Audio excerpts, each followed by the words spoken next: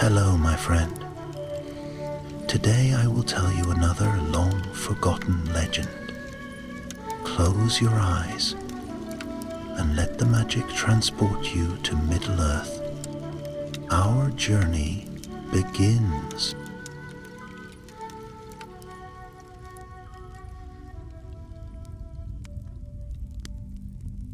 In the days when the White City trembled, when the wind howled down from the mountains of shadow and the stars fled from the skies, Gondor stood on the edge of ruin. The black tide of Mordor surged at its gates, and the 9 Nazgûl, the ring wraiths, once kings of men, now twisted by Sauron's will, circled above the battlements like vultures waiting for death. It was the 3rd night of siege. Smoke from burning farms drifted into the air, darkening the dawn.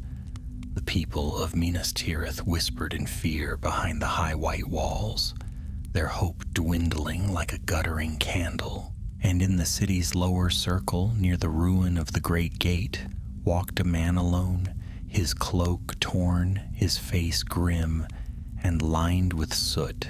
His name was Barethor, Ranger of Ithilien, and though he had once walked freely beneath the green boughs of the woods, he now found himself wading through a city of ash.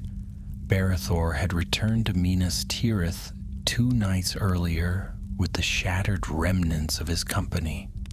They had tried to hold the ruins of Osgiliath, that broken city upon the Anduin's edge, but it had fallen swiftly under the weight of Sauron's legions. Trolls had thundered through the streets, orcs swarmed like flies, and worse still, the Nazgûl had come. He had seen them, black shapes on winged beasts, crying with voices that froze the heart. One by one his men fell, and when Barethor had finally reached the western shore, fleeing across the last bridge, he was nearly alone. Now as he stood beneath the towers of his homeland, he watched smoke drift from the eastern sky. A cold dread clutched his chest. The Nazgûl were not merely waging war, they were hunting. From the upper levels of the city, bells rang faint and hollow. The steward had called for all remaining rangers to report. Barethor made his way up the winding stone streets, past wounded men and silent children. No songs echoed now, no banners flew. Gondor was under shadow. At the citadel, near the Tower of Ithilien, Prince Imrahil of Dol Amroth stood beside the white tree, silver hair gleaming in the torchlight. His armor was scratched and bloodied, but he stood tall, his gaze sharp and clear. When Barethor approached, the prince greeted him with a quiet nod. "You've seen the Nazgûl," Imrahil said without preamble. "You fought beneath their gaze and lived." Barethor bowed his head. "I would not call it fighting, my lord. I ran, as any man would." Imrahil gave a tight, tired smile. "Running can be wisdom, Ranger, but now I must ask you to go where most would flee." The prince led him to a table within the tower's war room. There, beneath maps marked with enemy movements and candle stubs dripping wax, lay a single black stone the size of a child's skull. It pulsed faintly as if breathing. "A Morgul beacon," Imrahil said. "Our spies believe the Nazgûl use it to speak with their master, to guide their fell beasts. Their shrieking comes in answer to this stone." Barethor's hand twitched. Even unlit, the object filled the room with a presence, dark and oppressive. "We believe there is another, larger beacon," Imrahil continued, "deep in the ruins of Osgiliath, hidden in the tunnels beneath the city. That stone guides their movement, their precision, their wrath. If it could be destroyed..." Barethor shook his head. "I've seen those tunnels. They're collapsed, crawling with orcs and worse. I barely escaped them." "I would not ask this of you," said the prince quietly, "if there were another way. But we have no time. The Witch King leads this assault. We saw him break the gate of Minas Tirith with a word. If the Morgul beacon falls, even for a moment his power may falter. That may be enough to hold until aid arrives." Barethor's breath caught. Aid. Perhaps he hoped, as all did, that Rohan still rode, but time was running out. "I'll need weapons," he said finally, "and a guide, if one can be found." "You'll have both. Supplies are ready near the 6th gate. There is one more thing." Imrahil paused. "The Nazgûl, when they gather in force, can cause the bravest men to turn mad. If the Morgul stone is guarded, it may be by those already broken." Barethor nodded, his voice low. "Then let me pass quickly, or not at all." That night, while the city lay under siege and the sky glowed red from fire, Barethor slipped out through the southern culvert, one of the last hidden ways that led toward the ruins of Osgiliath. His boots crunched over dead leaves and broken stone, and already he could feel the weight of the Nazgûl pressing down. But he was not alone. As he passed through a grove of stunted trees, a shape dropped from the shadows. Blade drawn, Barethor lunged back, drawing his own sword. The stranger held fast for a moment, then lowered her hood. She was a young woman, tall and sharp-eyed, her braided hair pale in the moonlight. Her armor bore the white horse of Rohan. "You're not an orc," she said, "and you are far from the Riddermark." "Aelin," she said, "scout for the riders. I was cut off when the Nazgûl came. I've been hiding." Listening. Barethor glanced eastward, where the ruined dome of Osgiliath barely stood beneath a sky of ash. "Then you know what lies ahead?" "I do," she said, and her eyes did not flinch, "and I will not let it stand." Together they vanished into the dark toward the ruins. The ground trembled beneath them, and from the east came the cry of a fell beast, long, sharp, and dreadful. High above, the ringwraiths flew, watching, but not yet knowing, not yet. The road eastward was broken and cruel. Twisted trees clawed at the sky, and the air was heavy with the stench of rot. Barethor and Aelin moved in silence, save for the crunch of old bones beneath their boots and the occasional rustle of something unseen slithering through the ruins. The land bore the scars of war, cracked stones, shattered helms, discarded shields, rusting in the mud. They passed through the shell of a watchtower that had once stood proud above the river, its flags long turned to ash. Here and there the corpses of Gondorian soldiers lay unburied, their pale faces frozen in horror. Crows, bold with hunger, watched from rooftops and trees, their eyes gleaming with cold intelligence. "It was not always like this," Barethor murmured, breaking the silence at last. "Osgiliath was once the crown of Gondor, the bridge between east and west. I used to patrol its streets in spring when the river was high and the flowers bloomed along the quays. Now look at it, a city of ghosts." Aelin glanced at him, her eyes hard but not unkind. "Evil does not destroy beauty all at once. It eats it slowly, piece by piece. But even ruin can be mended if there are hands brave enough to mend it." They crossed a fallen archway, the stones blackened by fire. Somewhere beyond, the eastern half of the city lay submerged in shadow, the towers broken and half swallowed by the Anduin. The pair moved carefully through the debris, keeping low, avoiding the torchlight of the orc patrols that still skulked through the ruined streets. As they reached the mouth of the tunnel that led beneath the old city, Aelin paused and knelt beside the worn remains of a fallen banner. White tree, silver crown, 7 stars. She traced its edge with her fingers, then rose without a word. Berethor pressed forward, sword in hand. The tunnel yawned open before them, like the throat of a beast, its mouth lined with rubble and rusted iron bars. They slipped through, ducking into the dark. The air beneath Osgiliath was thick and sour. Foul water trickled along the walls, and the scent of mold clung to every surface. The tunnels wound downward, narrow and uneven, carved long ago to serve as storage vaults and escape routes in the time of the kings.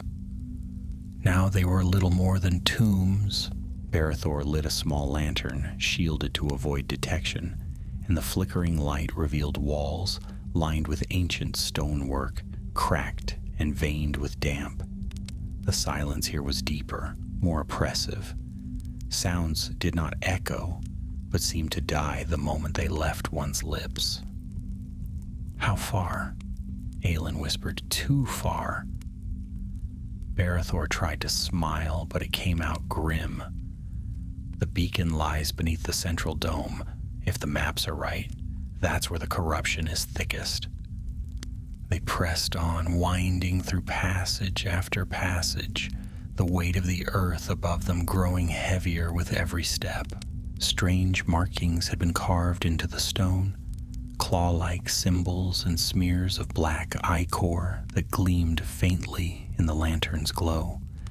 At times the air shimmered slightly, as if reality itself bent around some unseen force. Then came the whispering. It began faint, like the wind through the trees, but there was no wind down here. The sound slithered along the walls, brushing against their minds. Too soft to understand, but too persistent to ignore.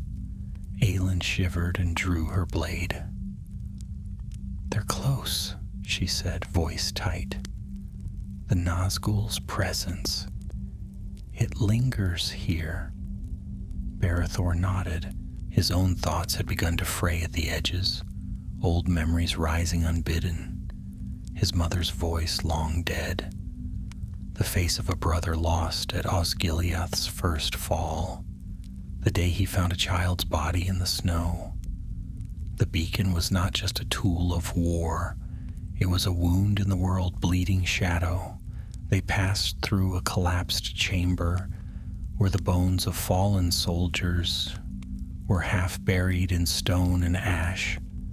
Aelin knelt beside one and gently closed its eyes as if the soul might still be watching.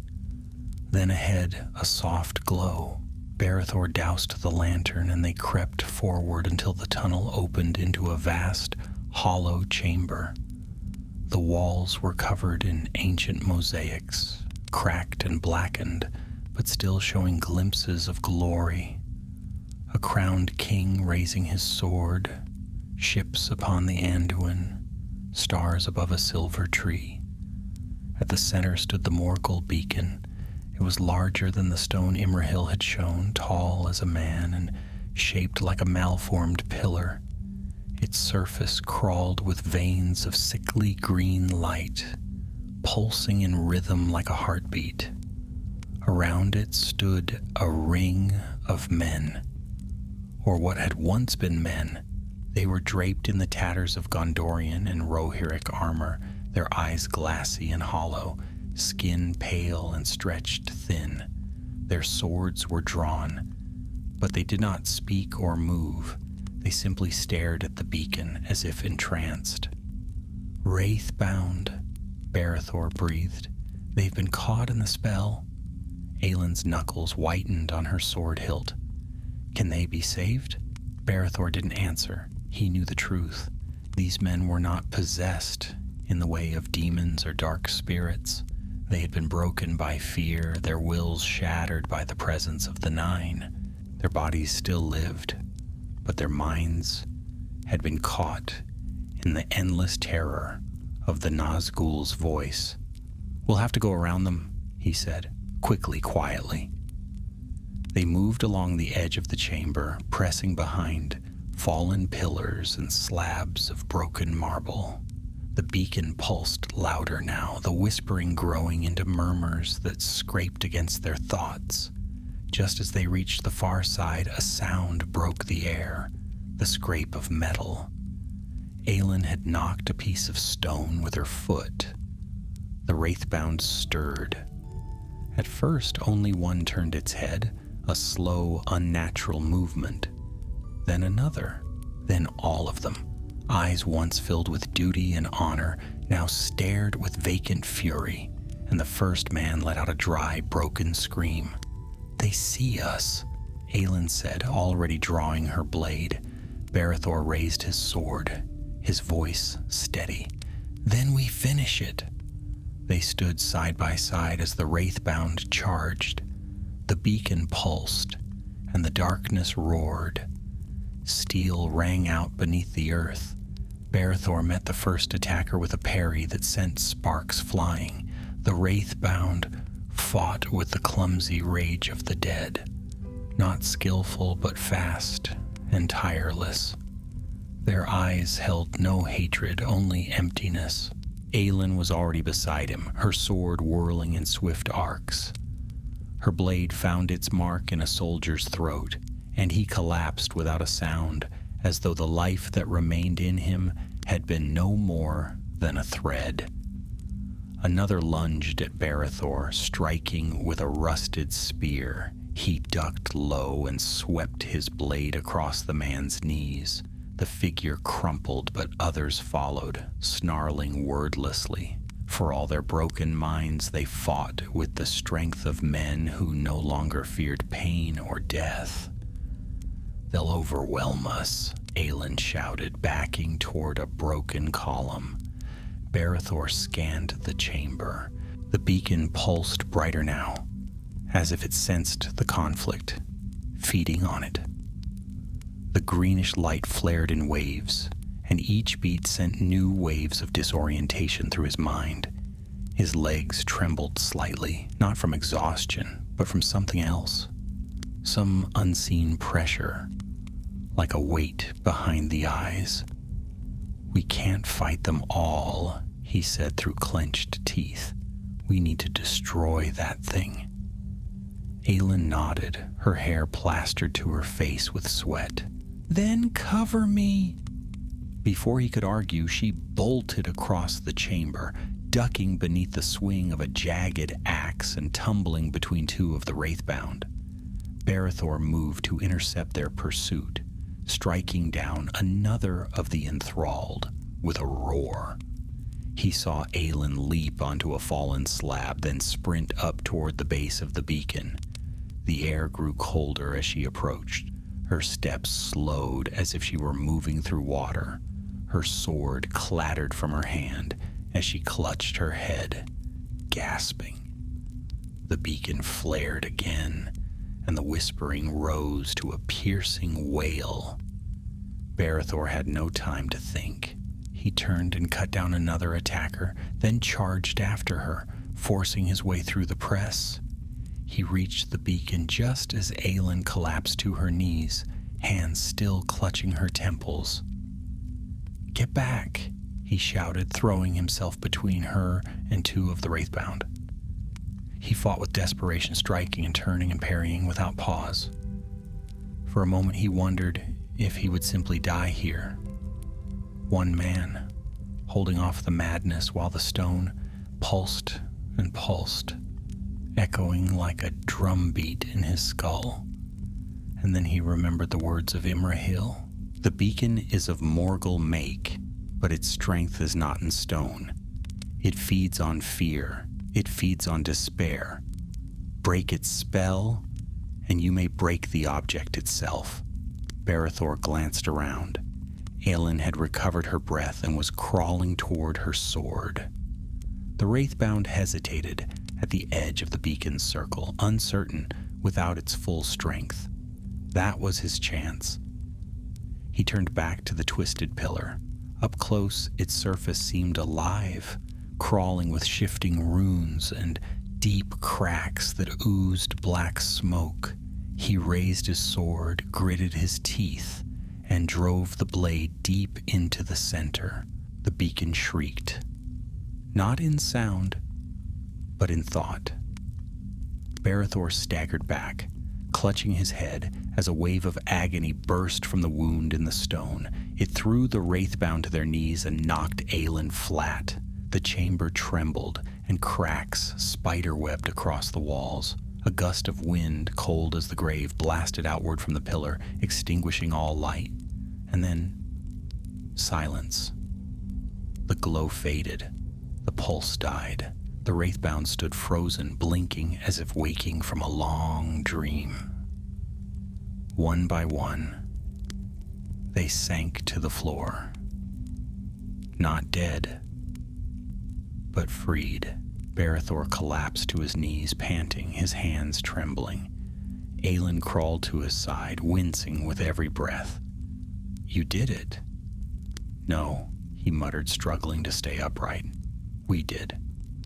For a few long moments, neither of them moved. The ruin above them groaned with distant battle, but in that broken chamber, it felt as though time had stopped.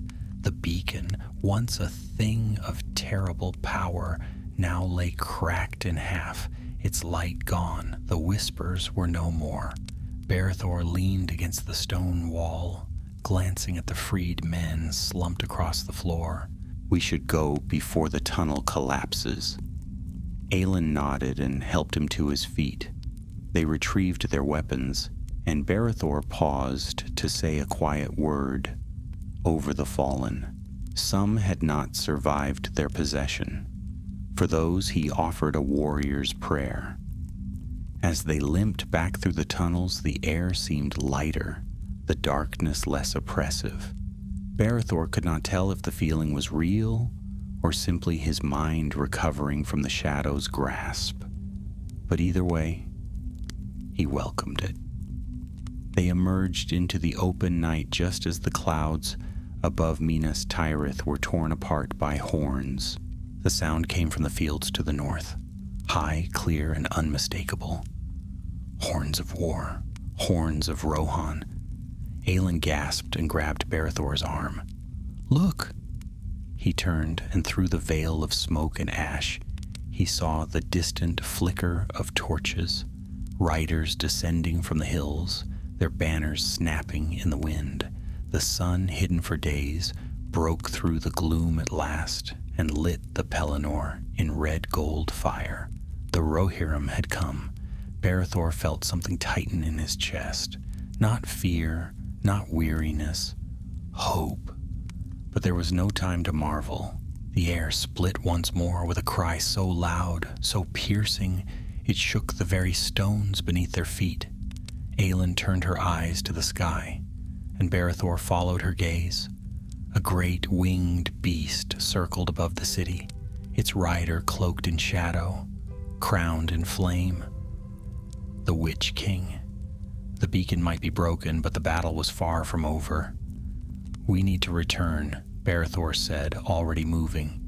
"Imrahil must know what's been done. The Witch King will strike again, harder."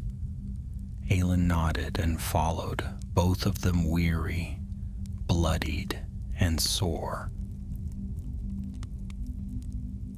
But alive. They moved swiftly across the fields, slipping through the chaos of battle where they could, skirting orcs and ruined siege towers. Already the clash of swords and the thunder of hooves filled the air. The riders of Rohan had struck the enemy's flank with fury, and the tide of war had turned. For now. By the time they reached the 6th gate of the city, dawn had fully broken. Smoke still rose from the White City's walls, but its people stood tall once more. The arrival of the Rohirrim had breathed life into dying hearts. At the gate, Barethor found a squad of Dol Amroth knights, and among them stood Prince Imrahil, sword in hand, his white banner spattered with black blood. He turned as Barethor and Aelin approached, and for a moment Disbelief crossed his face. "You're alive," he said. "And the beacon?" "Destroyed," Berethor said, "but not without cost." Imrahil gave a nod and placed a hand on the ranger's shoulder. "You bought us time. The Nazgûl lost their grip long enough for the riders to break through. You changed the battle, Berethor. You and her." Aelin smiled faintly and leaned on her sword, glad to help. Behind them the war still raged, but now the sun shone on Gondor once more, and though the shadow still lingered, it no longer ruled. Not today. The battle for Minas Tirith had not ended, though the tide had turned. As Berethor leaned against the wall of the sixth gate, catching his breath beside Aelin, the clang of steel and the thunder of hooves still echoed through the Pelennor. The Witch King had not yet withdrawn. His great winged steed circled above the city, screeching with fury as the sunlight broke through the gloom. Yet the darkness that once blanketed the sky like a shroud had thinned.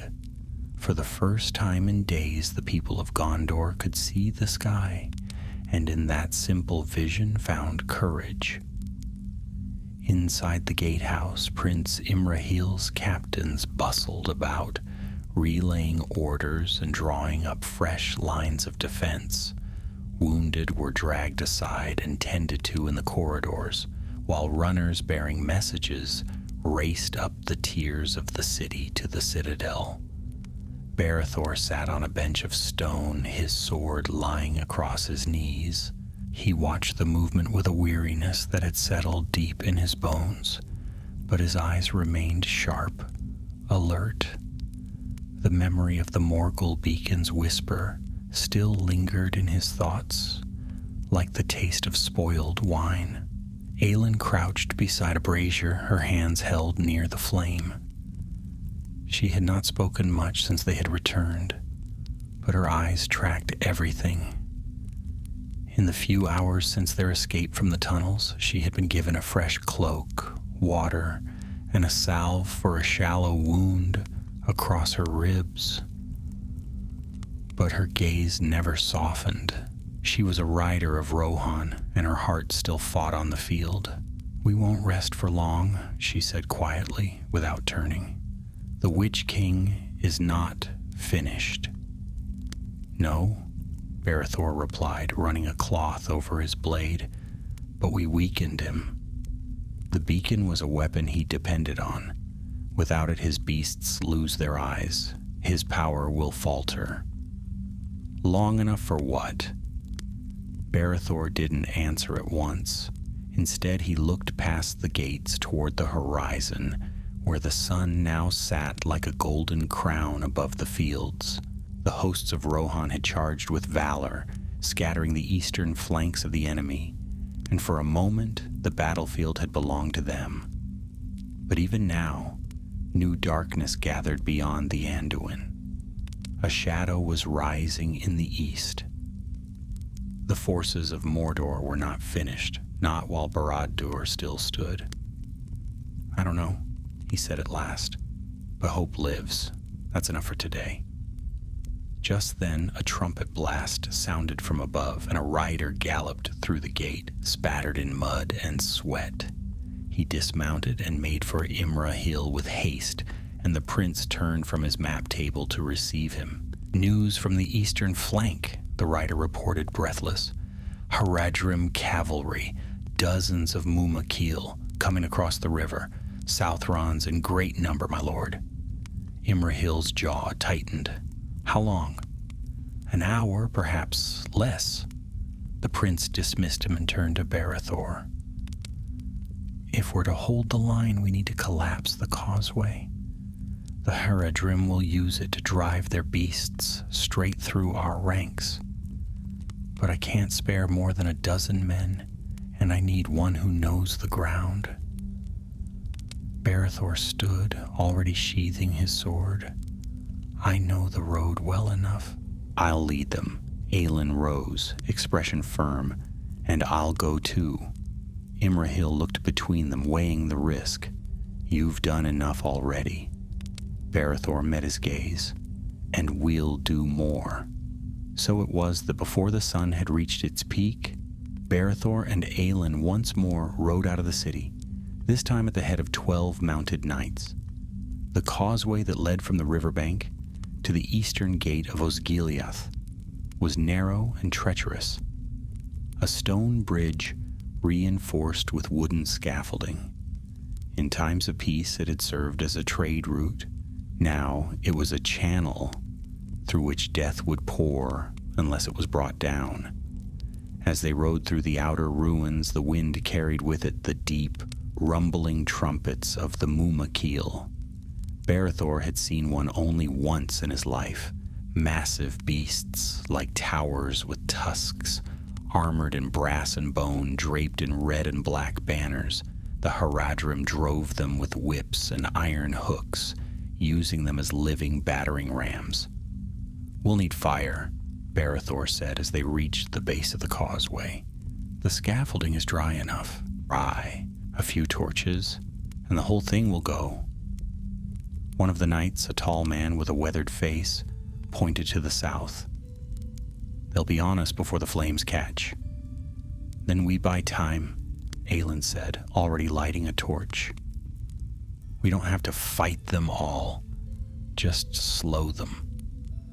They worked quickly, laying oil along the wooden beams and tying bundles of kindling to the supports.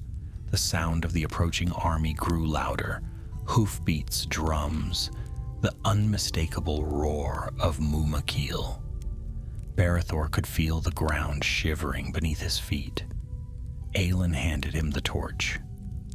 "Go, I'll hold the path." He caught her wrist. "Not alone. You'll be of more use lighting the bridge. Let me do this." Before he could argue, she had already climbed the slope and taken her place at the mouth of the causeway. Aelin stood alone against the oncoming tide, her sword gleaming in the rising sun. Barethor cursed under his breath and turned to the others. "Light it, now!" Flames spread quickly along the oil-slicked wood, crackling with heat. Smoke rose in great black plumes. The wooden frame groaned as it caught fire, and already the first Mumakil was visible beyond the rise, its massive legs pounding the earth, its tusks tipped with steel. Aelin held her ground. The Southrons charged with cries in their strange tongue, loosing arrows and throwing spears. Aelin dodged and struck, dancing along the stones like a wind-blown flame. She felled 2 riders before one of the Mumakil drew close enough to strike. Then, with a roar, the bridge gave way. With a great crash of splintering timber and stone, the causeway collapsed into the chasm below, taking with it several enemy riders and halting the advance of the rest. The first Mumak stumbled, trumpeting in fury, and the beast behind it reared and bellowed in confusion. Barethor ran to the edge, heart in his throat. For a moment he saw nothing but smoke. Then, out of the ash, Aelin emerged, limping and bloodied, but alive. She stumbled toward him, half carried by one of the knights, and he reached her side just as she collapsed into his arms. "You're mad," he said, breathless with relief. She managed a weak smile. "Maybe, but it worked, didn't it?" Together they watched as the enemy forces scrambled to regroup, the ruined bridge behind them burning like a funeral pyre. The Haradrim would come again, perhaps from another direction, but the charge had been broken for now. The city would stand another day. And in the distance, behind the burning haze, the great winged form of the Witch King wheeled and circled, furious and watching. The shadow was not lifted, but it had been wounded. The Pelennor fields burned through the night.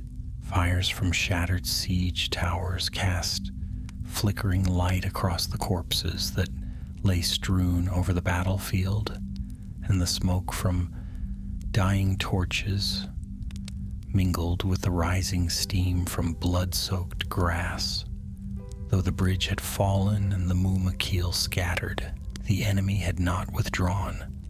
Haradrim archers now harried the southern flanks of the Rohirrim, while fresh ranks of orcs poured from the ruined gates of Osgiliath like black water from a cracked dam. Yet within the White City there was still movement, defiant and unbroken. Barethor sat in the shadow of a shattered pillar just outside us, the second gate of Minas Tirith, pressing a cloth to Aelin's shoulder, where a spear had grazed her. Her face was pale, her tunic dark with blood, but she did not complain. Around them the wounded were being carried up toward the houses of healing, while captains and messengers moved swiftly through the dust. "You should rest," Barethor muttered, glancing at the long gash where the spear had caught her. "That arm won't lift a sword for days." "I don't need both arms to fight," she replied sharply, though her voice wavered with weariness. "And I'm not leaving you down here alone. You're as stubborn as any Rohirrim I've ever met." "Better that than soft as a Gondorian noble," she shot back with a faint smirk. He didn't answer, only tightened the knot on the bandage and glanced toward the upper levels of the city. The citadel loomed above like a pale crown, its spires catching what little moonlight pierced the smoke. Somewhere up there, Gandalf the White stood with Denethor's last guards, preparing for what would surely be the final assault. The Witch King had not fled. His fell beast circled the city still, shrieking from time to time in a voice that made stone tremble and steel bend. And then, without warning, the horn of Rohan sounded once more, low and deep this time, and further afield. Barethor stood, scanning the horizon. He saw torchlight moving fast across the plains from the north, but it was not the chaos of enemy troops. The lights moved with purpose and order. It took only a moment for him to recognize the banners that flew high above them, and he drew a sharp breath. "More riders," he said aloud, "but not from Rohan. That's Prince Faramir's standard." Aelin pushed herself up beside him, peering into the darkness. "He lives?" "Last we heard, he was struck by the Nazgûl during the retreat from Osgiliath. None knew if he survived." The words barely left Barethor's mouth before a group of soldiers galloped through the outer gate, their horses lathered and their faces grim. At their head rode a young man in a cloak of green and silver, blood on his brow but fire in his eyes. Faramir, captain of Gondor, had returned. The wounded and weary stepped aside as he dismounted and approached Imrahil, who emerged from the crowd with quiet urgency. The two princes exchanged words too low to hear, but Barethor didn't need to be close to understand. Faramir had brought news, and it was not good. A moment later, Imrahil turned and called for Barethor. "You fought in the tunnels beneath Osgiliath," the prince said without preamble. "Faramir says the enemy has begun constructing siege tunnels beneath the northern flank. We believe they mean to collapse part of the wall before dawn." Barethor's stomach turned. The northern flank had withstood the brunt of the siege since the battle began. If it fell now, the enemy would pour into the second and third circles of the city, and not even the Rohirrim would be able to hold them back. "We'll need to get below them," Faramir added. His voice was quiet, almost hoarse, but steady. "Intercept the diggers, collapse the passages from within. There are dwarves among our allies, engineers who fought with Thorin Stonehelm in the north. They brought powder and fuse from Erebor. I've already summoned them. All we need are blades to guard their path. You'll have mine, Berethor said at once. And mine, said Aelin, though her knees trembled slightly as she spoke. Faramir's eyes narrowed, noting the bandage on her arm, but he said nothing. Then prepare yourselves. We leave within the hour. True to his word, Faramir gathered a company of 20 men, 5 of them grim-faced dwarves, clad in mail and soot-darkened leather, carrying iron-capped barrels on their backs. The rest were rangers and veterans, men who had fought without rest for days, and still answered the call without hesitation. They moved in silence, slipping out of a narrow stairway that descended beneath the city wall, down into the ancient sewers and forgotten halls of stone. The way was tight and winding, the ceilings low and damp with age. Thick roots had forced their way through the stone, and pools of stagnant water filled the corners of the tunnel. The dwarves moved with surprising speed despite their burdens, muttering to each other in Khuz'dul as they examined the walls, marking weak points and nodding solemnly. They came at last to a fork in the tunnel where the air grew foul and a dull rumble echoed ahead.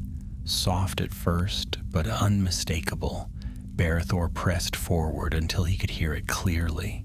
The scrape of iron, the crunch of stone, and the guttural voices of orcs. "They're close," he whispered. One of the dwarves stepped forward and began laying out the powder, tamping it carefully into the cracks between stones. A thin, braided fuse snaked back along the passage. Another dwarf knelt beside him, murmuring a low chant, their voices steady as if in prayer. Berethor and Aelin positioned themselves at the front, guarding the workers as the sound of digging grew louder. Then, from around the bend, a sudden shout, and the orcs came rushing in. The fight in the tunnel was brutal. There was no room to swing wide or maneuver. Blades clashed in tight arcs, and every thrust was aimed to kill. Berethor fought like a man possessed, blocking and striking in the same breath, his back pressed to the wall. Aelin was beside him, favoring her good arm, her dagger in her left hand, cutting low to hamstring her enemies. The dwarves did not waver. One continued to light the fuse even as an orc blade grazed his side, his face set in stubborn determination. As the first fuse flared to life, Faramir called out, and the company began to fall back. The dwarves lit another, then another, until the entire line of explosives hissed with burning flame. "Move!" Berethor shouted, grabbing Aelin by the shoulder and pushing her ahead. The tunnel behind them roared with noise, the enemy still pressing forward. They were 10 steps from the junction when the earth shook.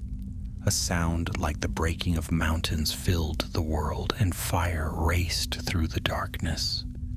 The tunnel exploded in a wave of heat and stone, and for a terrible moment, Berethor thought the ceiling would fall on them all. Then silence. Dust filled the air, and coughing rose from the survivors. The tunnel had collapsed completely behind them. Where once the orcs had been digging toward the city, now there was only rubble and flame. The dwarves stood proudly, bloodied but grinning. "It's done," one said. "They'll not dig through that again." They returned to the city at dawn, their bodies sore, their lungs full of smoke.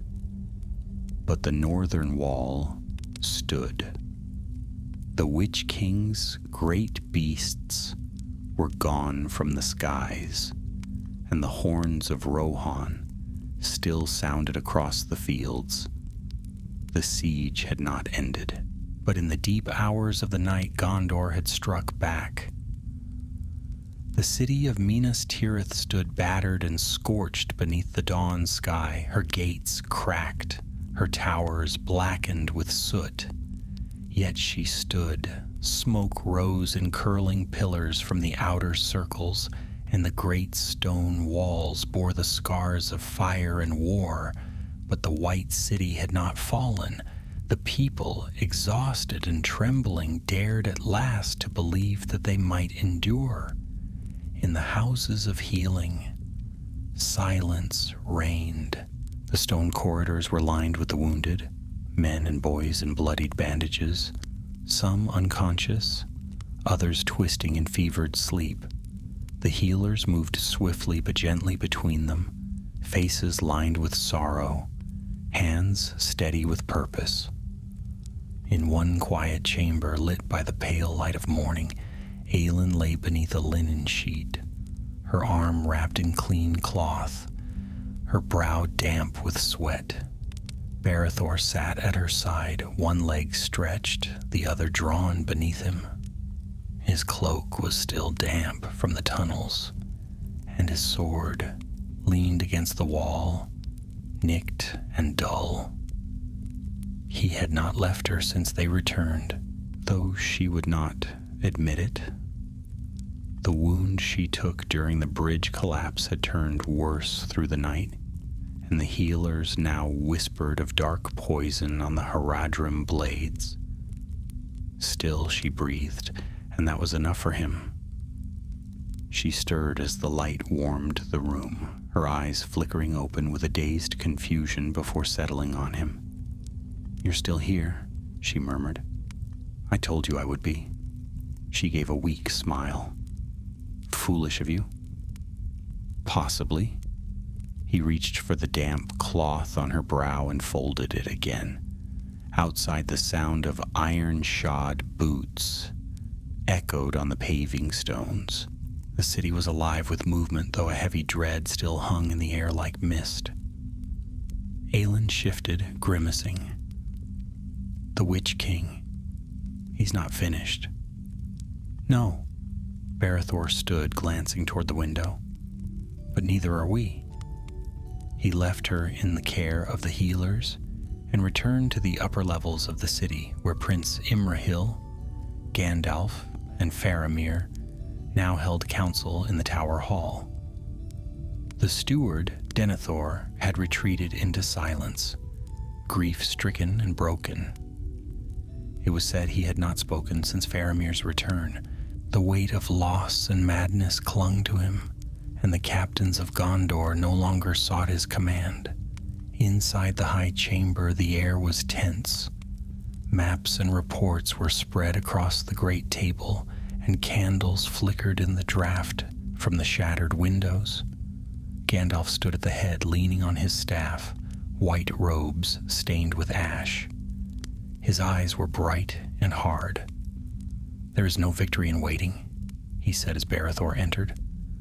"The Witch King has not withdrawn.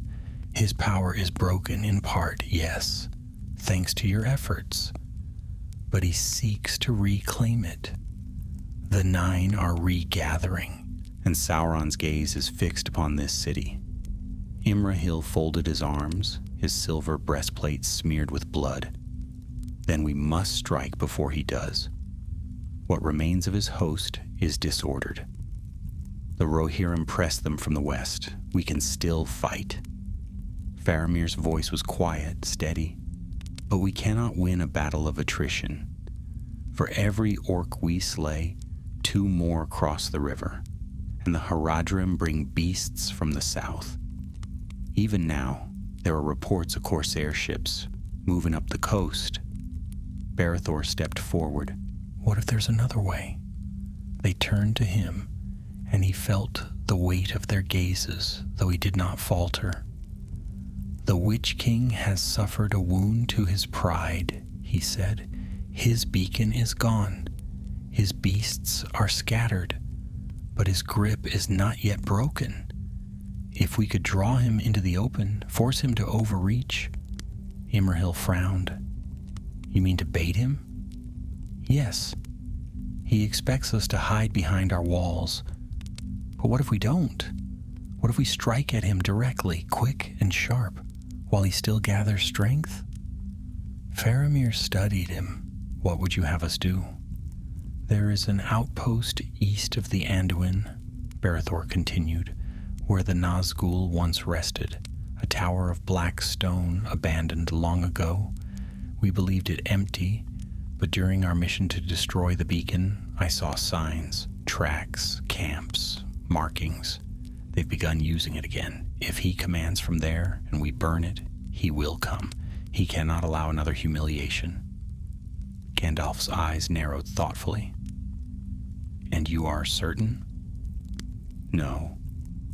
But if I'm right, it may be the only chance we get to face him on our terms. Imrahil glanced at Gandalf, then at Faramir. A small force, swift and light.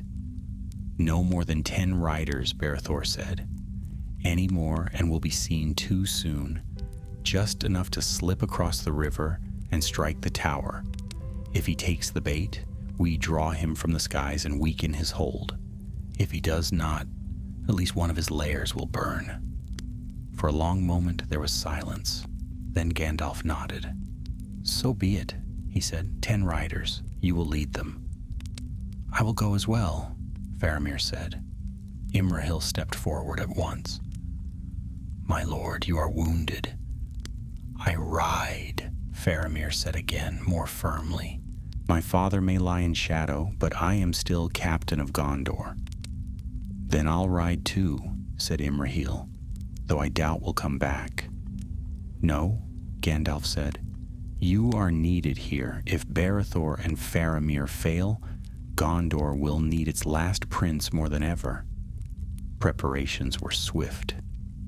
Before the noon bells, 10 riders in gray cloaks gathered in the shadows of the ruined eastern gate. Their mounts were swift and sure-footed, trained for silence and speed.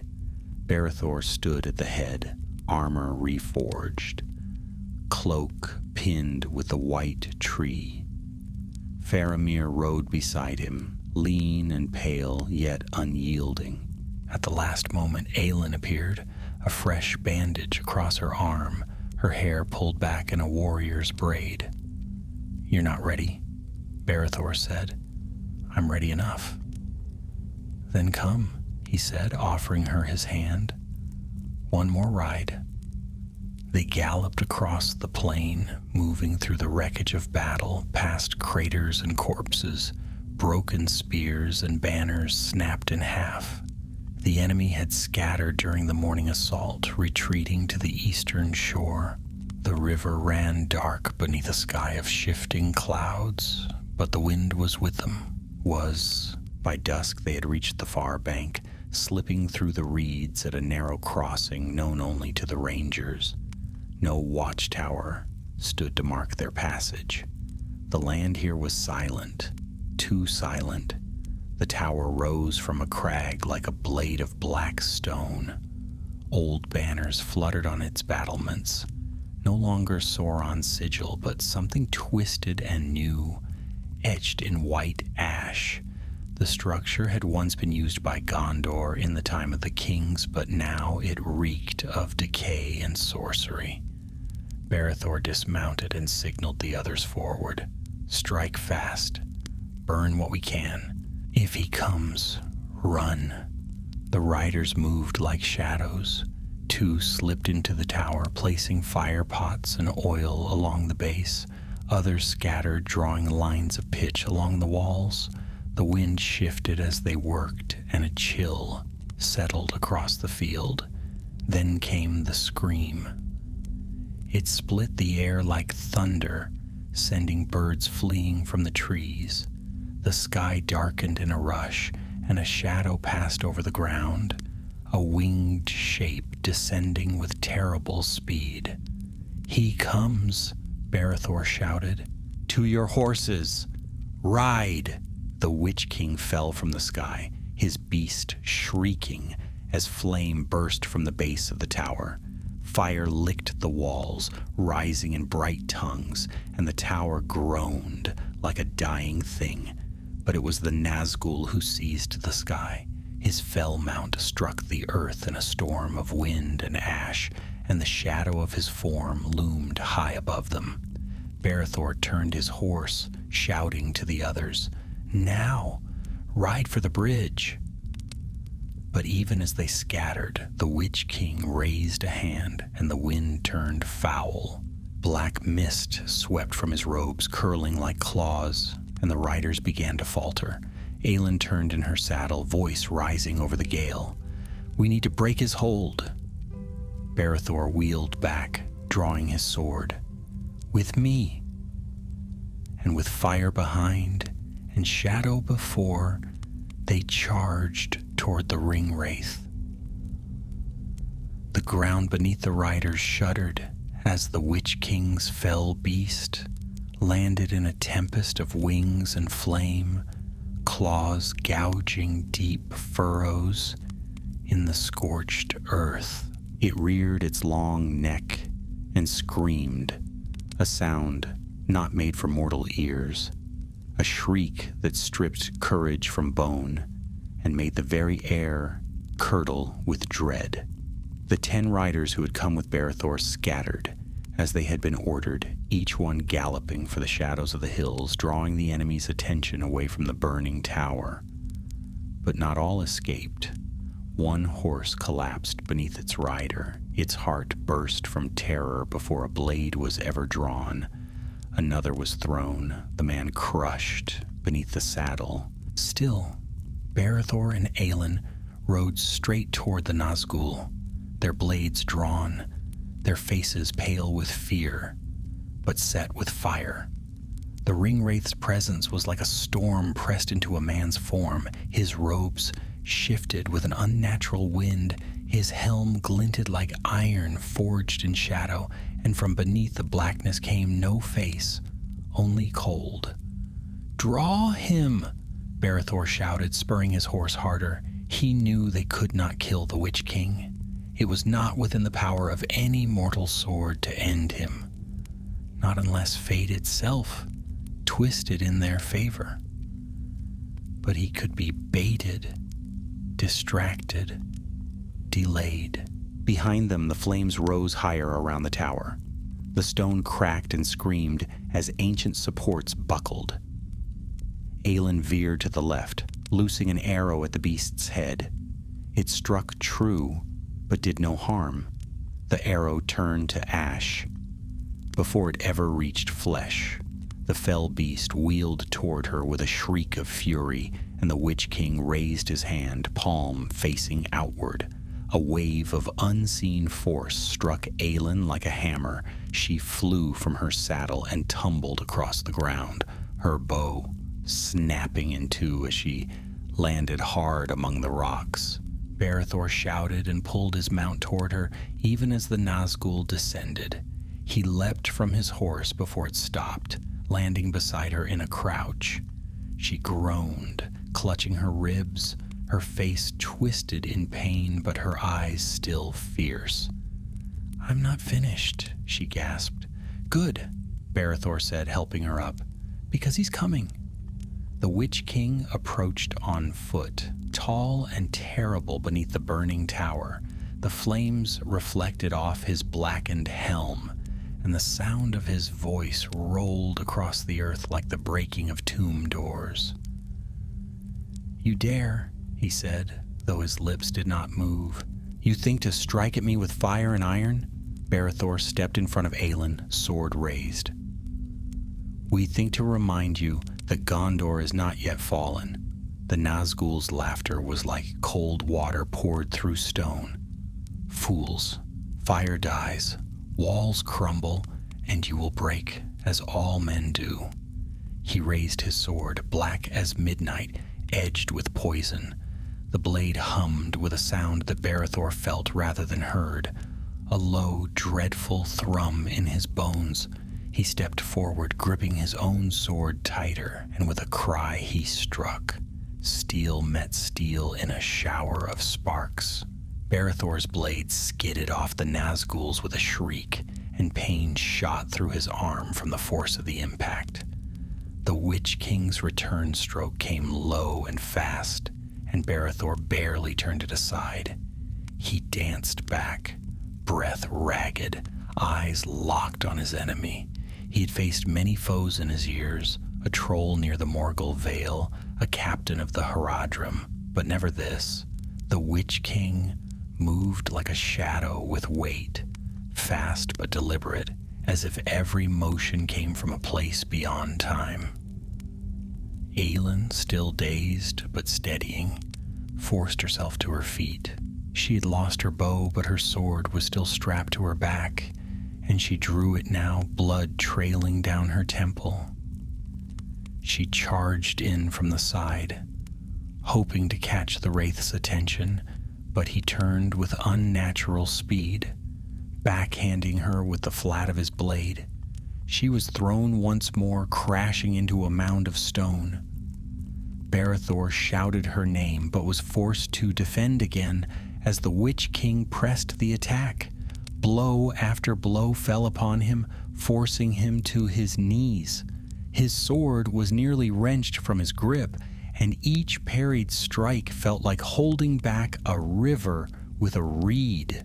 He was failing. He could feel it in the cold sweat down his back, the burn in his arms, the darkness pressing in around his vision. The Nazgûl raised his blade for the final stroke. Then, with a roar of fire, the tower collapsed. The flames reached high into the night as the last of the structure gave way. The tower fell inward, stone folding like wet parchment, and with a mighty crash, it exploded into ruin. Smoke and ash burst outward in a wave, and the Witch King turned, his attention wrenched away. That moment was all Barethor needed. He lunged forward and drove his sword into the Wraith's side, not to kill, but to distract. The blade scraped uselessly against armor, but the force of the blow sent the Nazgûl staggering back a step. Enough. Now, Aelin, he shouted. She was already moving, clutching a small glass vial taken from the saddlebag of a fallen rider, oil mixed with powdered dwarven stone fire. She hurled it at the feet of the Witch King, and Barethor dove away as the flame burst outward in a white-hot flash. The Nazgûl screamed, his fell beast shrieked from the cliffs above, and for a moment the air shimmered with dark fire. The two of them ran. They scrambled up the slope, Barethor half carrying Aelin, not daring to look back. The heat from the burning wreckage chased them, and the Witch King's voice rang out. Across the plain, a voice of fury and ancient malice. You cannot win. The shadow rises, and you are nothing. But they did not stop. Behind them, the tower had become a pyre. Black smoke poured into the sky, blotting the stars, and the Nazgûl stood alone upon the ruined hill, his form shrouded in firelight. His beast descended to him, and with one last terrible cry, he mounted and vanished into the clouds. Barethor and Aelin stumbled into the tree line, collapsing among the roots of an old beech. They were bruised, bloodied, and shaking, but alive. He fled, Aelin said between gasps. He actually fled. Barethor leaned against the trunk, wiping soot from his face. No, he'll return, but not tonight. They lay still for a time, letting the wind cool their faces. In the distance, the first glimmers of dawn crept over the hills, pale and soft, not yet warm, but promising warmth. The mission had not been a complete victory, but the fire was lit, and the enemy wounded. At last, Aelin sat up and looked at him. What happens now? Barethor's eyes moved to the horizon, where Minas Tirith waited behind its white walls. Now we go home, and wait for the next war. She chuckled softly. You say that like it's a rest. It is, he said, For us, a single night without the shadow at our heels is a victory. They rose slowly, helped each other to their feet, and began the long ride back through the ash-strewn plain, the first rays of sun behind them, and ahead, the battered white city standing tall beneath a sky clearing at last. The return to Minas Tirith was long, and though it was not far in distance, each step of the journey felt steeped in weariness. The plain they crossed had once been the green Pelennor, dotted with farmland and scattered hamlets. Now it lay wasted, torn by siege engines, blackened by fire and thick with the reek of blood. The bodies of men and beasts littered the field, Rohirrim and orcs, Sothrons and Gondorian soldiers alike, their limbs tangled, their faces still twisted in fury or fear. The air was thick with the smoke of war, and though the sky had lightened, it was not yet clear. Barethor and Aelin rode side by side, their pace slow, their horses limping from exertion. Neither spoke for a long while. The flames from the ruined tower still flickered faintly behind them on the edge of the horizon, and the smoke that rose from it climbed straight into the air, thin and dark like a spear piercing the clouds. They both watched it until it vanished from view, swallowed by the folds of the hills. At last Aelin broke the silence. "Do you think he was wounded? The Witch King?" Barethor glanced at her, then shook his head. "Not in the way we understand wounds. He is a spirit wrapped in shadow and dread. He can be scattered, disrupted, but not slain by sword or flame. Not unless—" He paused, the thought unfinished. "Unless what?" Aelin pressed. He hesitated.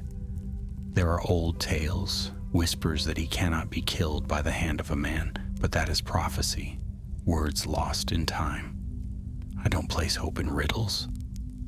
"Maybe we should," Aelin said, lifting her chin slightly. "We'll need all the hope we can gather before this is over." They reached the Rama's Ecor by midday, where the great wall that had once protected the field still stood in part, though broken in many places. The outer gate had been shattered days before, and now it hung like a broken tooth, blackened and useless. Gondorian sentries stood amid the wreckage, their armor scorched, their eyes red-rimmed with exhaustion. When they saw the two riders approach, their hands went to weapons, but lowered quickly when Barethor raised a hand in greeting. "Captain Barethor," one called, striding forward. "Word reached us this morning. You were dead." "Not yet," Barethor answered, "though I imagine the reports weren't far off." They passed through the wreckage, nodding to the guards as they went. The men looked relieved, not just at seeing him alive, but at the sight of anyone returning from the black lands beyond the river. Even one man returned from such a place gave them courage. As they climbed the winding roads back into the lower circle of the city, the damage became clearer. The white stones of the walls were stained with soot and blood. Entire rows of houses had collapsed beneath catapult fire, and in the street corners lay smoldering heaps of what had once been wagons, barricades, or bodies. But the people had not fled. The women with scarves wrapped over their mouths shoveled ash into carts. Children fetched water from broken fountains. The citizens of Minas Tirith were wounded, but not defeated. When Barethor and Aelin reached the second level, they were met by a patrol of Dol Amroth knights, and one of them rode ahead to summon Imrahil and Gandalf. The rest escorted the pair through the rising levels of the city, their cloaks fluttering behind them in the cool mountain wind. The Tower of Ecthelion rose higher than ever as they approached, tall and stern against the pale blue sky. The white tree stood still and silent in its courtyard, leafless but untouched, and beneath its branches Gandalf waited. He stood with his hands resting atop his staff, his gray eyes watching them as they dismounted. Imrahil was beside him, still in mail, though his helm now hung from his saddle.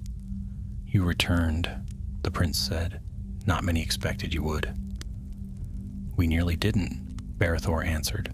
"The Witch King came in full wrath. He tried to stop us before the tower burned." "Did he?" Gandalf asked quietly. "And did you see him flee?" "I did," said Aelin, stepping forward. "His beast carried him off into the eastern sky." For a moment Gandalf did not speak. He turned his gaze to the horizon as though looking beyond the city walls and into the very shadow that hung over Mordor. At last he nodded. "Then we have wounded him indeed, not in body but in will." "Will that be enough?" Imrahil asked. "There are more armies on the march. Word has reached us that black sails rise on the river." Gandalf's expression hardened. "Perhaps, perhaps not, but it has begun." Doubt grows in Sauron's heart. He cast his eye toward Gondor and found not weakness but fire.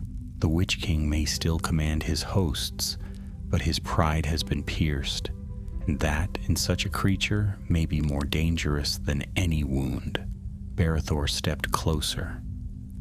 "So what do we do now?" "We prepare," Gandalf said. "This was only a day, one day in a war of years, but it was a day that changed the tide." As the council continued, Barethor felt Aelin's shoulder press lightly against his. She stood with a strength she did not entirely feel, but the look in her eyes was steady. She had faced the Nazgûl and lived. They both had. And they knew what waited beyond the gates of Mordor. Later that evening, when the sun hung low in the west and cast the city in gold, Barethor stood alone upon the walls. The breeze carried the smell of fire and the distant sound of a horn, faint and far off, perhaps from a scout or a distant camp. Behind him, the city rested, and beside him lay his sword. He closed his eyes and remembered the cries in the tunnel, the burning of the beacon, the charge against the ring wraith beneath the ruined tower. He remembered the sound of Aelin's voice in the darkness, and the fire in her eyes when she stood against the Nazgûl. These were things that would not leave him. Footsteps behind him drew his attention, and he turned to find her approaching, wrapped in a clean cloak, her arm bound tight and her hair freshly washed. "You didn't rest," she said, standing beside him. "Did you expect I would?" "No," she admitted. "Neither did I." They stood in silence for a while, watching the sky darken and the first stars appear. Then Barethor spoke again. "One day," he said, "when Gondor belonged to the Nazgûl, we stood against them, and we're still standing." "For now," he replied, though without bitterness. "But the war is far from over." Aelin nodded slowly. "Let it come. We'll fight again when it does." And they watched as the moon rose high above the mountains, casting silver light across the broken walls of Minas Tirith. The darkness would come again, but so would the dawn. For the next 3 days, the White City held its breath. The armies of Mordor no longer pressed against its gates, but they had not retreated far. From the high walls of Minas Tirith, the watchmen could see movement in the east, fires in the ruins of Osgiliath, banners shifting in the breeze, the glint of armor along the blackened roads. The Witch King had not returned to the skies. but his presence was still felt in the chill of the wind and in the restlessness of the soldiers who patrolled the outer rings. Though the city had not fallen, the battle was far from won. Barethor spent those days among the rangers of Ithilien, helping to rebuild what defenses could be restored. Most of the second circle had been shattered during the siege, and many of the towers bore deep cracks that could not be repaired quickly. They worked in teams, patching stone, raising temporary barricades, and clearing the wounded and dead. It was grim work, but it kept their minds from brooding. He found that most of the men said little, but they followed orders swiftly and without complaint. That, he thought, was what survival looked like. Aelin had not returned to the battlefield. The healers had insisted she remain in the houses for another 2 days, and though she protested, she obeyed in the end. Barethor visited her each morning with news from the outer walls, and each time she asked the same question before anything else, whether the Witch King had shown himself again. When Barethor replied that he had not, she would nod and say nothing more. She did not seem to wish for his return, but nor did she take comfort in his absence. Like Barethor, she knew too well that silence could be more dangerous than battle. On the 4th morning, a horn was heard from the river watch. Barethor was in the barracks hall when it sounded, seated at a table with Captain Halloran of the 4th Company, reviewing reports of supply shortages. At the first note, Halloran stood at once, knocking over his cup. "That's not ours," he said quickly, already moving. Barethor followed without a word. They climbed the stair to the upper parapet and joined a crowd of sentries, peering eastward. Smoke still rose in faint trails from Osgiliath, but it was not there the men were looking. Out on the river, where the Anduin widened and curved toward the south, a black sail had appeared, and then another, and another. A dozen ships, maybe more, were slipping through the mists like wraiths on the water, their sails tall and dark, their prows carved in the likeness of beasts. Some of the younger soldiers cursed or fell silent. One of the veterans crossed himself and muttered, "Corsairs?" Barethor narrowed his eyes. It was difficult to see detail at this distance, but the ships were unlike the merchant vessels that normally traveled the river. These were built for speed and for war. He turned at once. "Send word to the citadel. The southern fleet is upon us." By the time he reached the tower, the captains were already gathered. Imrahil stood at the head of the table again, Gandalf beside him. Faramir sat to one side, still pale but steady, his arms folded as he listened to a scout report. "We counted 17 sails," the scout said, breathing hard. "Flying the colors of Umbar. They'll reach the docks by nightfall. Then the siege resumes," said Imrahil grimly, "and this time, from the river." Gandalf's eyes were on the eastern window. "Not yet. Let us see what they bring before we raise our blades." Barethor frowned. "Surely you don't think they come in peace?" "I think," said Gandalf, "that appearances can deceive. Send riders to the docks, but keep them hidden. I will go to the walls myself." It was not until evening that the truth revealed itself. The ships reached the western shore as the sun began to sink, and all of Minas Tirith turned toward the river. Soldiers lined the walls, archers readied their bows, and the bells of warning rang in every tier of the city. Barethor stood at the eastern gate, sword at his side, watching the lead vessel draw closer. Its black sails snapped in the wind, and its prow cut the water cleanly as it slowed. There was movement on the deck, men in armor, tall and broad, though hard to make out in the dusk, and then, with a sharp command, The sail was lowered. A white banner unfurled, bearing the emblem of the white tree and 7 stars. For a heartbeat, no one moved. Then Gandalf's voice rang out across the gate. "They are friends! Stand down!" A murmur passed through the crowd. Barethor stared, mouth slightly open. The banner could not be faked. No enemy would dare.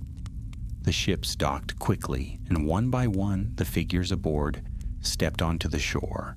At their head was a tall man clad in dark mail, a silver star at his throat, a sword at his hip that gleamed with ancient light.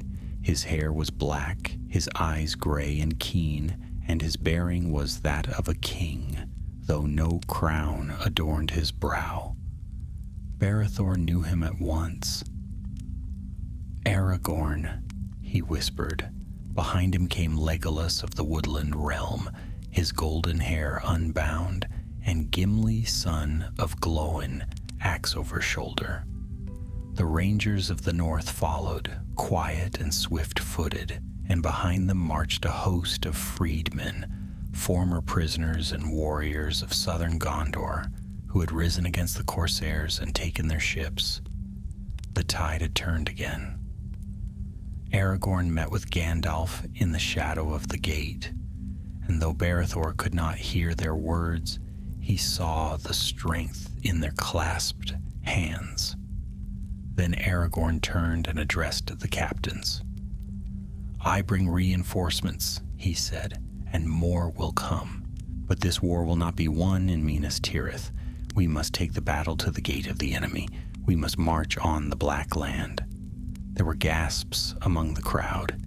Even Barethor's breath caught. March on Mordor? Madness.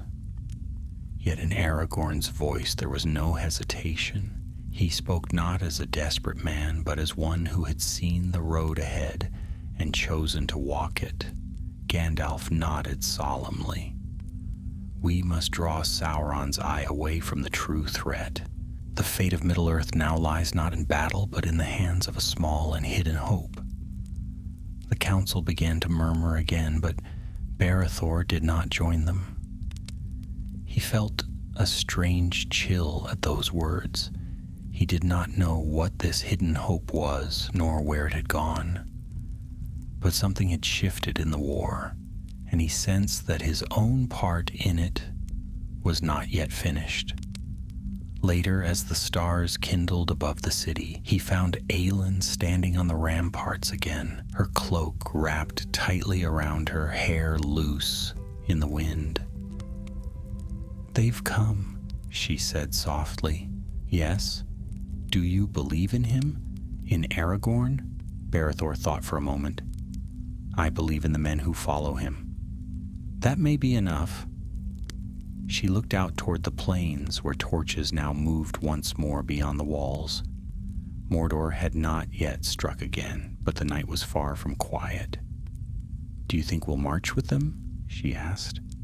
"I think," said Barethor, his eyes narrowing as he watched the darkness breathe, "we won't have a choice." And behind them, Minas Tirith breathed again, wounded, tired, but alive. The next morning dawned with pale light, streaking the eastern sky with silver and blue. The clouds that had long hung over Gondor's capital began to thin, though the smoke from distant fires still muddled the horizon. Bells rang once at sunrise and then fell silent, as though the city itself were listening for the movements of war. It had been days since the last assault, and though the Witch King had vanished beyond the river, his presence was not forgotten. The air still held the taste of dread, though the scent of hope had begun to thread through it like the first green leaf after a hard winter. Barethor stood in the citadel courtyard, his sword newly sharpened, his cloak fastened by a silver clasp in the shape of a tree.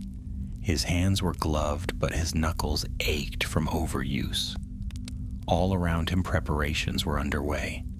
The great lords of Gondor, Rohan, and the North had gathered beneath the banner of the returning king, and for the first time in many long years, the White Tree stood not only for survival, but for defiance. Aragorn had made his plan known the night before. A host would march east, directly to the Black Gate of Mordor.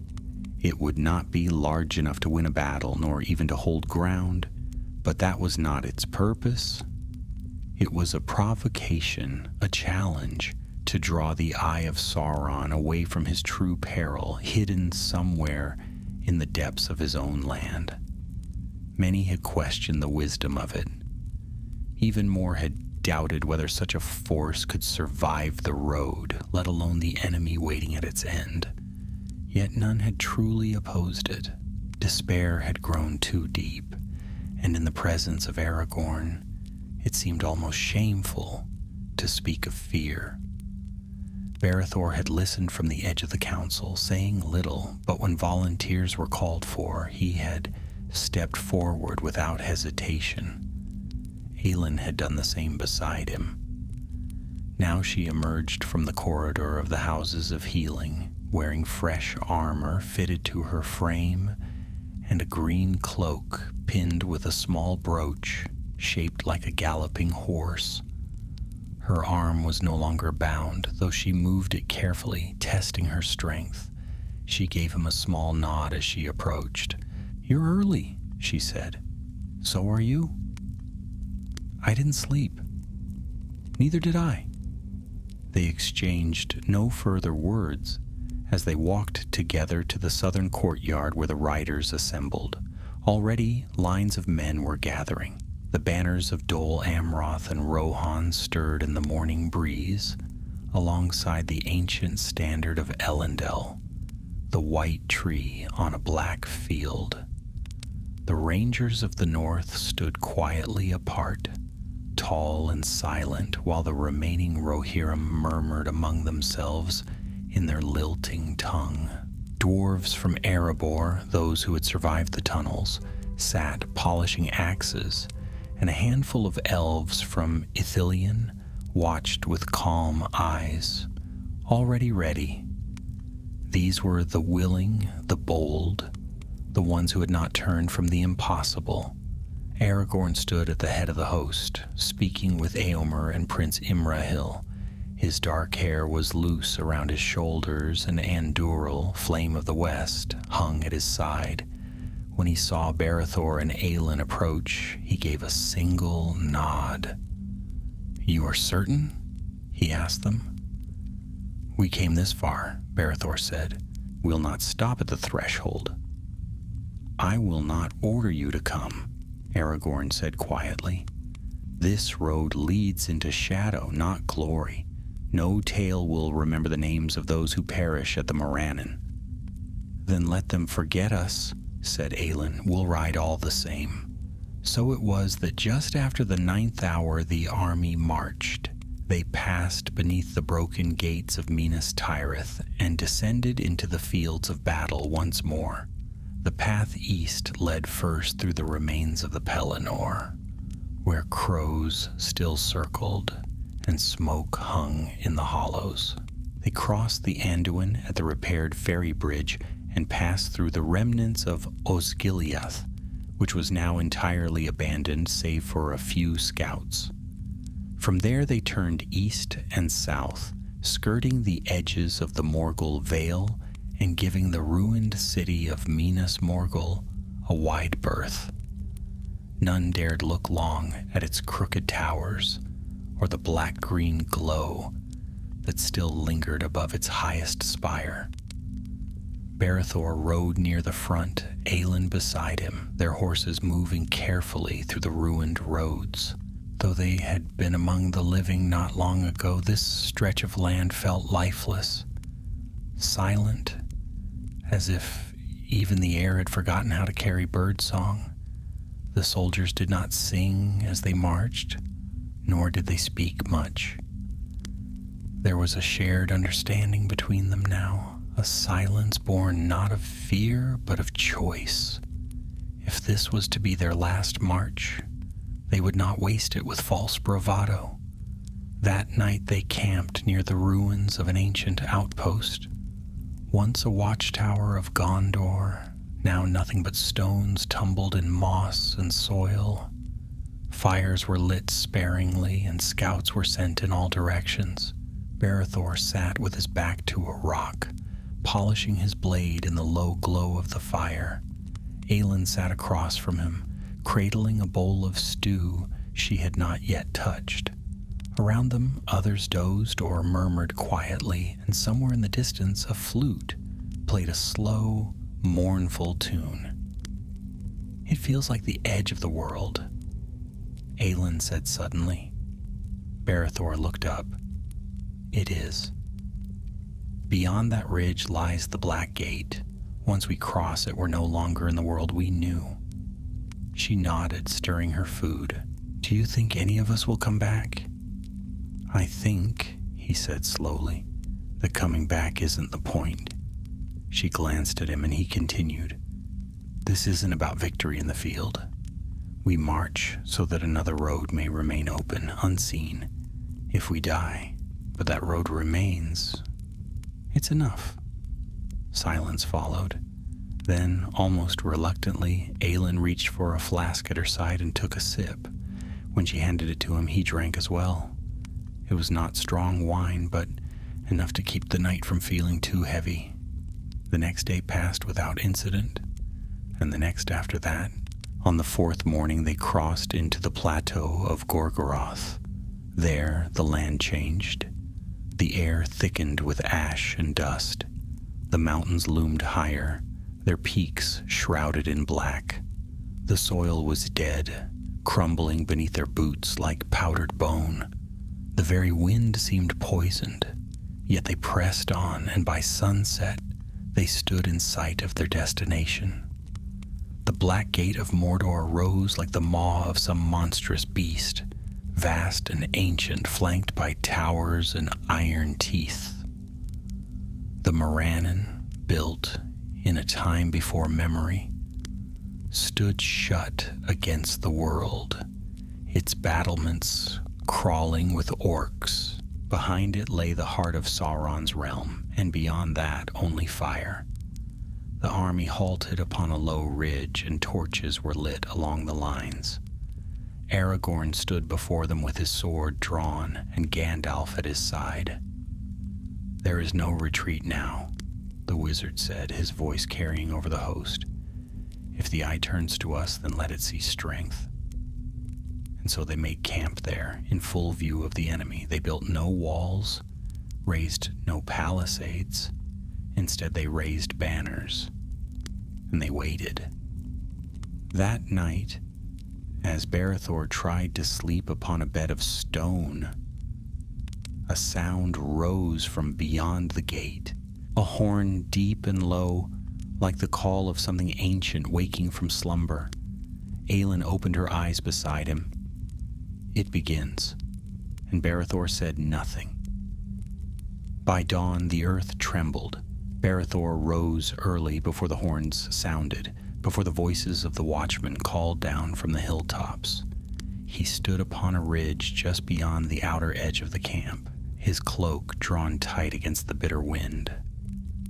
Aelin stood beside him, silent, her eyes on the horizon. The eastern sky glowed faintly, not with sunlight, but with a sickly orange light that never changed. There was no sunrise here, nor birdsong, nor warmth. It was a world of ash and dread, and beneath it stood the last free army of the West. Behind them the camp stirred. Knights of Dol Amroth tightened their armor and checked their blades. Rohirrim riders whispered to their horses and polished the tips of their spears. The rangers of the north moved like shadows among the stones, preparing without a word. Gimli walked among them with a great axe slung over one shoulder.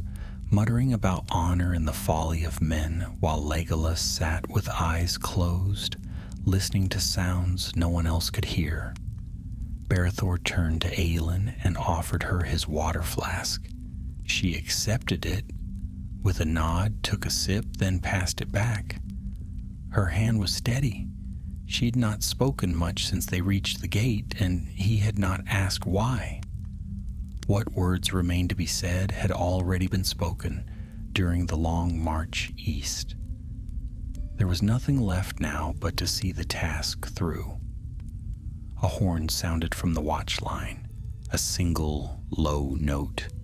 Berethor's head snapped up. He turned toward the black gate and saw it open.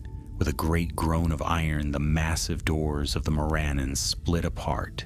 Chains clanked and wheels turned as the hinges, long sealed, dragged open to reveal the endless darkness beyond.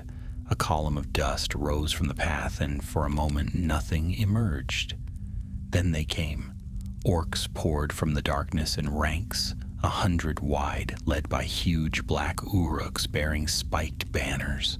Trolls followed, dragging siege engines and great war drums that beat in rhythm with the march. Overhead fell beasts shrieked, circling the black towers of the Morannon. Their wings cast long shadows over the land, and their cries struck fear, even into the hearts of the boldest. At the center of the enemy host came a rider on a coal-black horse. His armor was jagged, etched with symbols no living man could read. His helm bore the mark of the lidless eye, and his gauntlet, black as obsidian, held a crooked sword with a serrated edge. He bore no name, yet the force behind him was plain. This was the mouth of Sauron, servant of the Dark Lord, voice of the shadow, and herald of ruin. The captains of the West gathered. Aragorn, Gandalf, Eomer, Imrahil, and a few others stepped forward onto a rocky shelf that overlooked the plain. Berethor followed at a distance with Aelin at his side.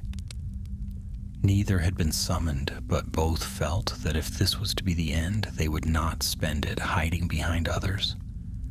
The herald approached alone, a sneer carved into his pale, twisted mouth.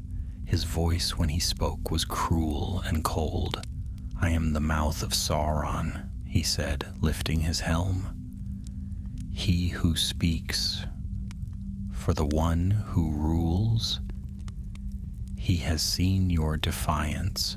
He knows of your march, and he laughs at your foolishness." He drew from his side a black cloth, and the captains stiffened. Berethor leaned closer, eyes narrowing. It was a gray cloak, small and weather-stained, with a silver clasp shaped like a star. "This was found upon a certain creature," the mouth continued, "who had the boldness to enter the land of Mordor. He was captured. He has suffered. He will suffer more." Gandalf stepped forward. "You lie." "Do I?" The mouth sneered.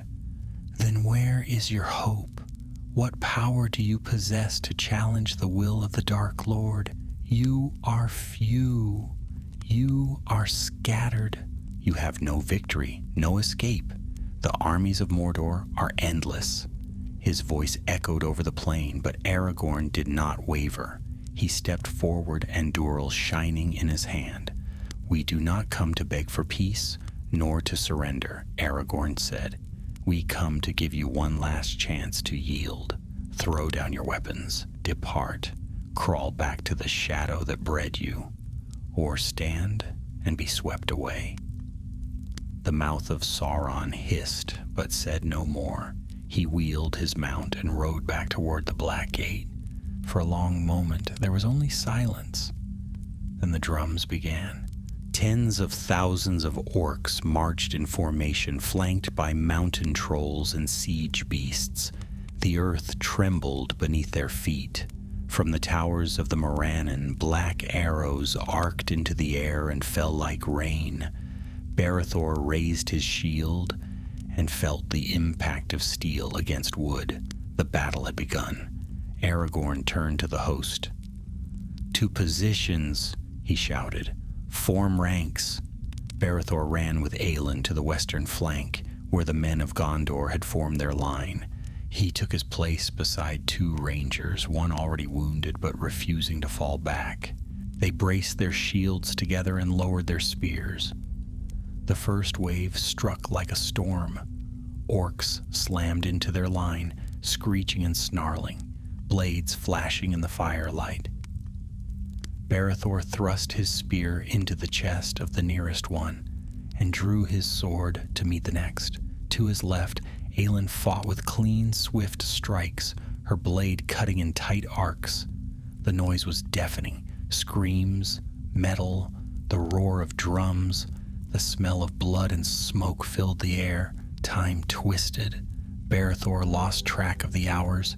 He fought, fell, rose again. His arm burned with the weight of his blade. His shield split and was cast aside. Still he stood. At one point he and Aelin were pushed apart. He turned in panic, calling her name, and found her fighting near the fallen body of a troll, her hair dark with blood, but her eyes alive. They locked eyes for an instant, long enough to know neither would fall yet, but the enemy came in waves. For every foe they slew, another rose behind it. Slowly, the circle of the host grew smaller. They were being surrounded, pressed towards the rocks, the hill where Aragorn held the center. Then a cry rose above the battlefield, a great piercing shriek, familiar and terrible. Barethor looked up and saw him. The Witch King had returned. He descended from the sky upon his winged beast, fire at his heels, and darkness curling around him like smoke. He struck at the center of the host, scattering men like leaves. Even Aragorn was forced back. The Nazgûl landed atop a rise, his sword raised, and his voice rang out in the black speech. The host staggered, even the elves faltered. Fear thickened like a storm cloud. But then, another cry from the east. It was high and clear, wild as the wind. Barethor turned, and through the mist, across the barren plain, a figure on a small gray pony charged into the chaos, blade drawn, hair streaming behind her like flame. A woman. Behind her, another followed, a small figure cloaked in tattered gray, bearing no sword, only a dagger. Barethor stared, hardly breathing.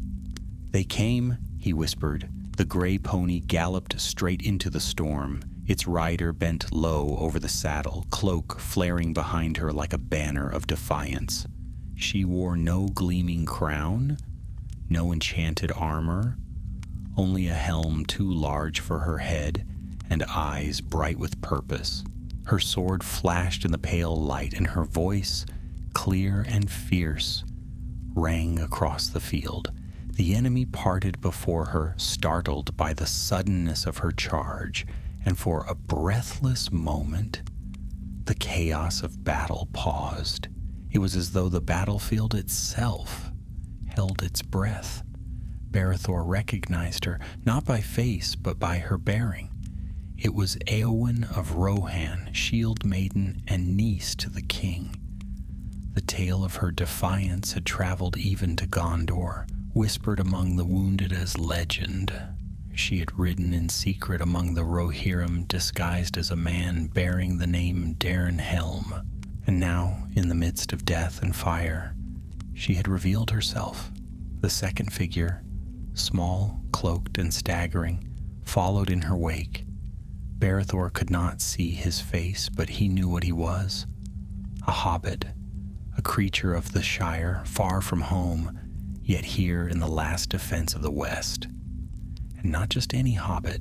This, he guessed, was Meriadoc Brandybuck, one of the companions of Frodo, bearer of a blade forged for a war long past and yet destined for this very hour. The Witch King saw them too. He turned with the slowness of dread, black robes swirling, his beast screeching as it rose into the air and dropped toward the pair. All around them soldiers of Gondor and Rohan scattered or fell, driven mad by the ring-wraith's cry. Only the shield maiden and the hobbit remained. The fell beast crashed down, talons ripping the earth, its mouth wide with hunger and hate. Éowyn leapt from her horse and raised her shield just in time. The monster struck with its beak, cracking her shield in two and throwing her to the ground. She rolled, stunned, but rose again, sword still in hand. The creature lunged a second time, but she moved faster, darting beneath its neck and driving her blade into the base of its skull. It shrieked, spasmed, and collapsed in a heap of twitching wings and limbs. The Witch King dismounted. He stood tall among the ruin, a figure of shadow and wrath, his helm gleaming with malice. He raised a black sword in one hand, a great mace in the other, and stepped toward Éowyn. His voice came like a grinding wheel on stone. "No man may hinder me." Barethor, still fighting nearby, turned as he heard the words. Something in them chilled his blood, not from fear, but from prophecy. It was a line from ancient songs, carried through ages like a whisper in the wind. He watched, unable to move as Éowyn lowered her blade. "But I am no man," she said, and pulled the helm from her head. Her hair spilled out like gold, and for a heartbeat, the battlefield went silent. Then she struck. The Witch King's blade met hers with a blast of black flame. Her arm trembled with the force of it, and she staggered, nearly falling. He raised his mace and brought it down on her shield arm. Bones cracked audibly.